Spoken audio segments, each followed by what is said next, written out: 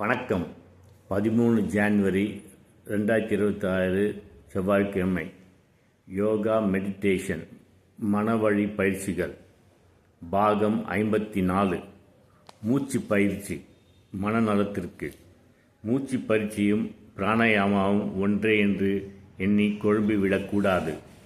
பிராணாயாமம் என்பது பிராணா ப்ளஸ் யமா கட்டுப்படுத்துதல் என்ற ஒரு சொற்கள் ஆகியது என்று கருதுவது தவறு.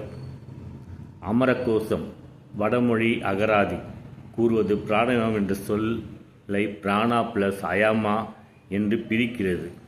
பிராணா என்பது உயிராற்றல், அயமா என்பது வில் போல் வளையும் தன்மை, அதாவது விரைப்பும் முரடும் இன்றி நெளிவு சுழிவுக்கு இடம் தருவது.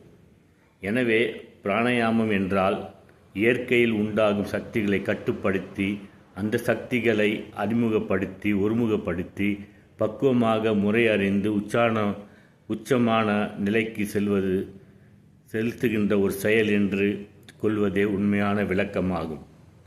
தவயோக பயிற்சியாளர் செய்வதே உண்மையான பிராணாயாமம் என்பது இதிலிருந்து தெளிவாகும்.